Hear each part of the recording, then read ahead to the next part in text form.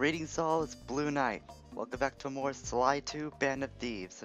Previously, we finished up episode 7, Menace in / from the North, but not before learning Arpeggio was able to get all the clockwork parts. Today, we'll be jumping into the final episode of the game, episode 8, An Enemy for Disaster. Hopefully we'll be able to stop Arpeggio from doing the unthinkable and reassembling clockwork.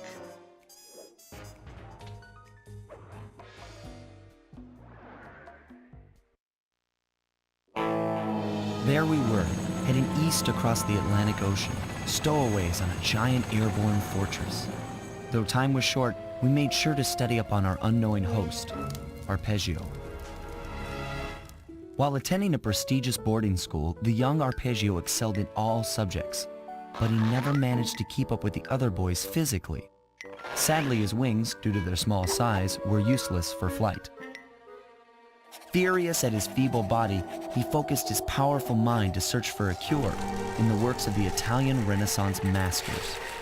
Their notebooks provided the springboard for this sinister young genius, and it wasn't long before the Claw Gang took him on as chief inventor. His talents must have been at work repurposing all the clockwork parts for their criminal schemes, and now this mastermind is in possession of all the parts. It's only a matter of time before he puts them back together, and when that happens, well, I'm not gonna let that happen.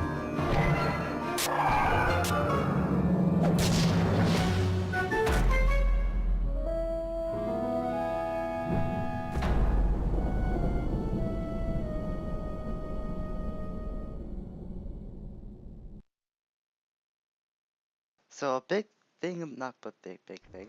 Small thing about Arpeggio is his name, something I learned recently. Arpeggio's name is based off of the musical term of the same name, which means broken chord. This could highlight Arpeggio's small stature and inability to fly. And what's more interesting about the name that it translates to broken chord as a musical term. So that could be pretty fitting for Arpeggio. But enough about Arpeggio himself, we'll be seeing him a little later, probably. As we'll be heading to Blimp HQ Recon.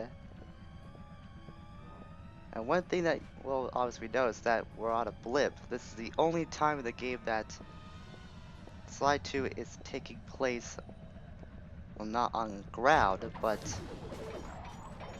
well, not in the city or a country, but on a place above, well, pretty much the entire world. But this place is very, very big in scale. Navigating through here can be very tricky, especially when it comes to some of the jobs. And I'll be getting to that a little bit later. But getting around with Sly, it's pretty easy because Sly can both climb onto things, jump on things. With the others, it's not so much, unless you get some of the power-ups. But like I said, I'll be talking more about navigating this area later.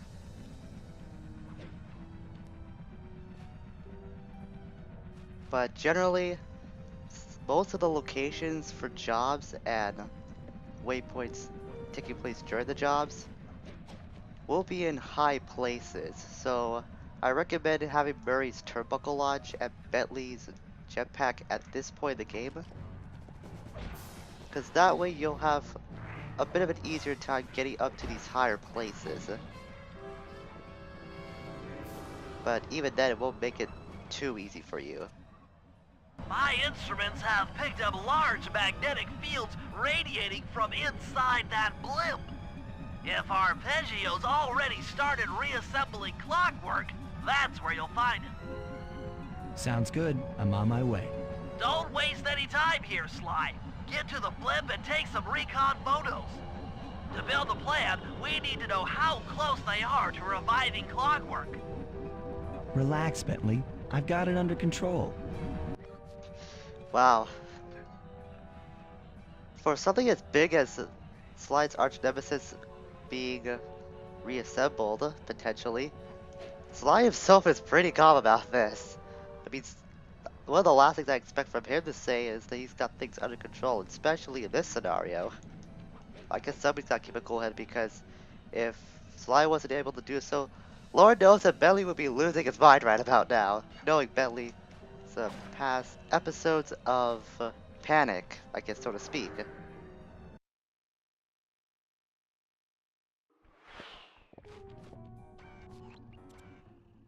I had no idea they could reassemble clockwork so fast! Calm down, Bentley. He might be in one piece, but he doesn't appear to be, you know, alive. Let's stick to the format here. How about some recon photos? You're right. We need to be informed to create a plan of action. Try to get a shot of Clockwork's head, a mech egg, and one of those spinning magnetic inducers. They seem important to the procedure, but stay away from the guards. If you get detected, we won't have time for a second chance. That's a lot of crap, and you know it, Bentley. Because in this game, we've got unlimited lives, which means we can fail as many times as we want. I'm sensing radioactivity from inside those mech eggs. I wouldn't get too close. Okay, so for this first portion of this recon mission, yep, there are several portions to this job. Make sure you stay on a high ledge at all times, except when you're going to get a picture for the clockwork eggs.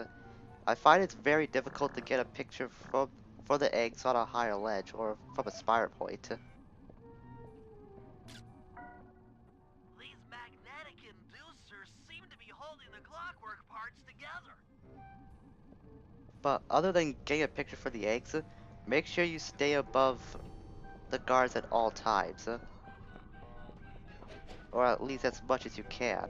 Because judging from my position, I don't think I'll be able to reach one of those wires suspending clockwork.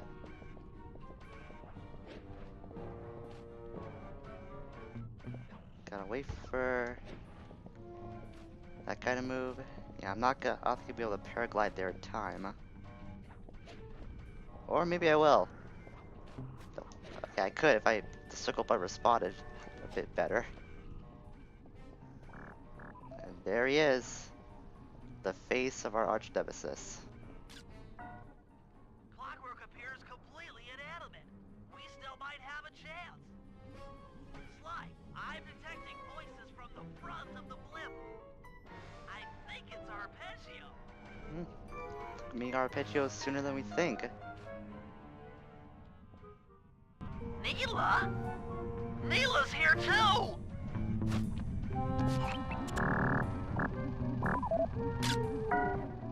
There he is, the mastermind behind this blimp and the source of all our problems.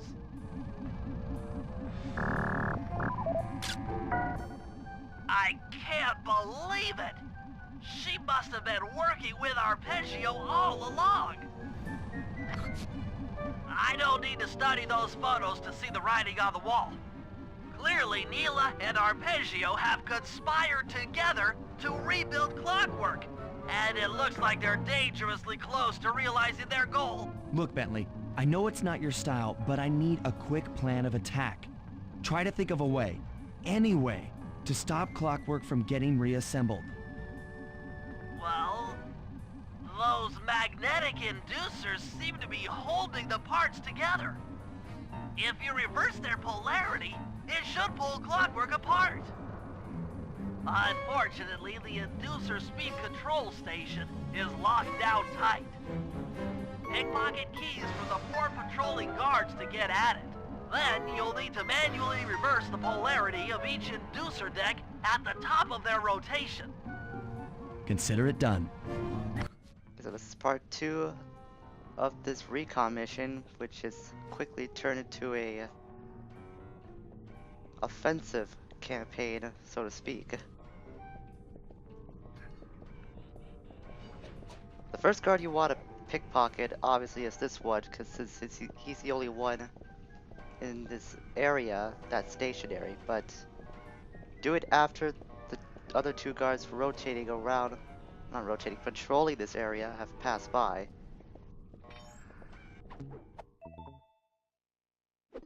And you can take them out afterwards. It also helps that you have silent obliteration at this point in the game. I've got into this job without silent obliteration in the past, and remembering that the slam makes noise can make this part of the job very difficult. I'm not sure why, but I find the big spotlight guards in episode 8 seem to be the toughest out of the enemies I faced in this game. I don't know, I just always had trouble with enemies in Anatomy for Disaster. Maybe it's just my own luck, or not, maybe it's just my own luck. I'm just gonna leave it at that. Now we get this last guard's key. And we're done with this portion. Now get to the speed control station to slow down the spinning inducers.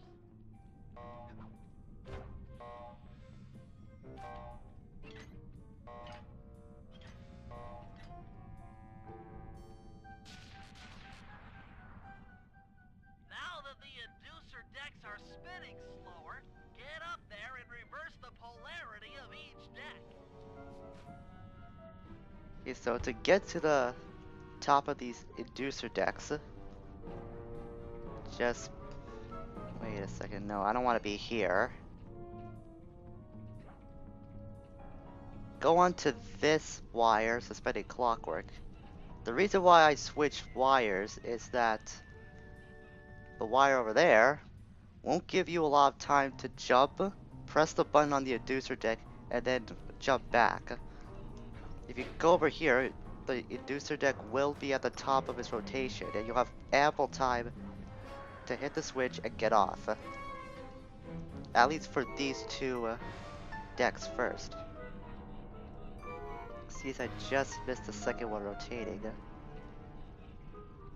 Also, it helps that the inducer deck, once you press a switch, the frequency will turn blue and will appear slower. Wait, no, I'm an idiot. Short-term memory strikes again, apparently. I seem to have trouble remembering things on the fly when I'm recording things. It's the red frequency rings that you want to keep an eye on when you get an inducer deck. It's the blue ones that you have to look out for the remaining inducers to switch. You know, it doesn't surprise me that Neela at this point was been conspiring with Arpeggio the whole time, considering what she's done to the Cooper gang, Interpol, and Carmelita.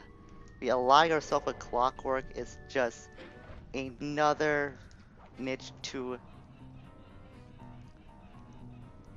how big of a threat Neela is in this game.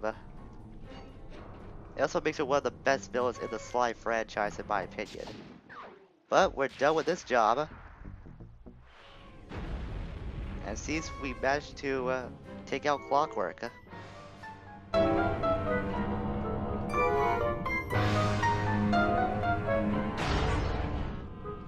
What's all this then?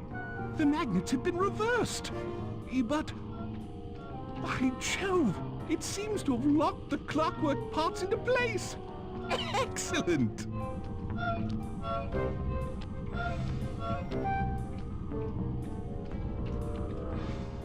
Sly Cooper! Of course this would be your doing. Ah, Mr. Cooper. No doubt you believed a reversal would pull the old bird apart, eh? But it seems to have had quite the opposite effect. I'm truly grateful. When fully powered up, I'll join myself to its circuits and be born anew! All this because you can't fly. You're pathetic. Immortality! Immortality is what I seek. The other Claw Gang members were much too short-sighted. They were satisfied using the clockwork parts to drive their various trivial schemes. But not me. No. I saw them for what they really were. The keys to life eternal. So, what? You had Neela put me on the scent back in Cairo, and then waited while I stole the parts from the other Claw Gang members. All the while not arousing any suspicion that you were behind it all? You make it sound easy, Cooper. I had to carry your pathetic gang through that first set of heists. I was overjoyed when Arpeggio let me toss you in jail. I could finally go after the parts myself. Ah, but acquiring all the parts was only half the equation. Think, Cooper. What kept Clockwork alive for thousands of years? He was fueled by his hatred for my family. Splendid! That's right! Hatred. Putting his gears and wires together was child's play, compared with accumulating that much hatred. You can't make people hate. Oh, my poor naive boy. My meticulous mind has found a way. As your hippopotamus friend will attest, spice consumption makes you both angry and susceptible to hypnosis.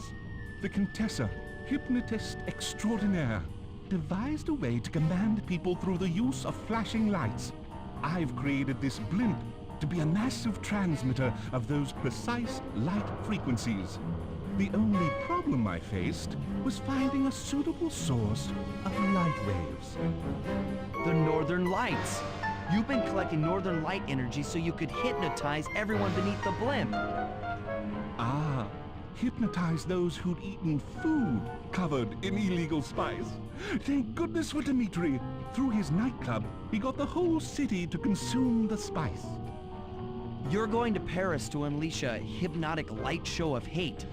That's outlandishly cruel. Cruel, perhaps, but necessary to give Clockwork his spark of immortality.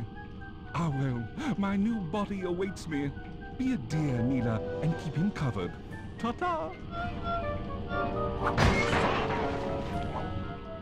Stupid Arpeggio. I double-crossed the Cooper gang, Interpol, and Carmelita. What made you think I wouldn't do the same to you?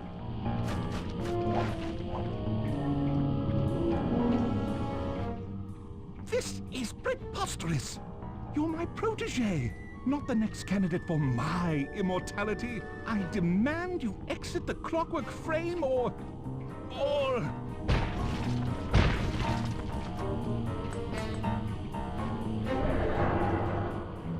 Behold, Clockla is born!